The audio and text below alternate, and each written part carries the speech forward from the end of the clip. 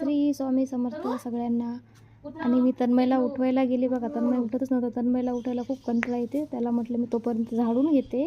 मी पूर्ण झाडून घेतलं आणि तन्मय तोपर्यंत उठला होता आणि त्याला म्हटलं ब्रश करून घे तोपर्यंत. आणि लगेच चहा केला आणि मुलांना लगेच चहा दिला. आणि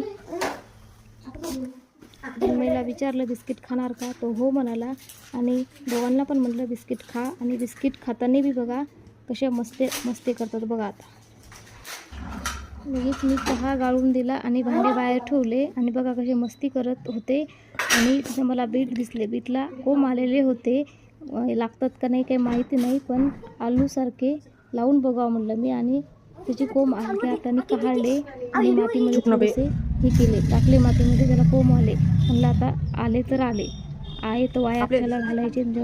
मातीमध्ये कुंडीत एका लावून दिले आणि लगेच सगळ्या झाडांना पाणी टाकून घेतले. तेवढंच एक काम कमी होते.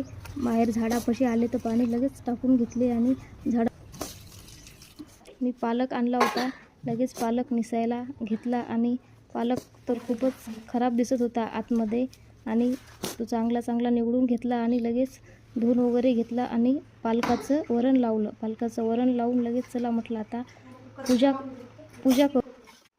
वरण लावल्यावर तोपर्यंत म्हटलं चला आता पूजा पण करूया. आणि लगेच आता कुकर लावला, आता पूजा करायला घेते लगेच आणि पूजा करते. पूजा आरती झाली आणि लगेच आज थोडासा उशीरच झाला होता, त्यामुळे मुलांना शाळेत जायला खूप उशीर होत होता. आणि पूजा करता वेळेस थोडा उशीरच होते, पण आज जरा घाई गडबडीतच पूजा केली. कारण लेकरांना खूपच उशीर होत होता, म्हणून पटकन पूजा आटपून घेतली आणि लगेच वरण फोडणी द्यायला घेतले. आणि वरण फोडणी दिले आणि लगेच पोळ्या करायला घेतल्या. आणि टिफिन भरून लगेच मुलांना म्हणला जा शाळेमध्ये. माझं पार्सल आलं होतं फॉरेवरचं आणि मी ते ओपन करत होते. त्याच्यात खूप सारे प्रोडक्ट होते आणि मी ते ओपन केले. चला बाय, भेट.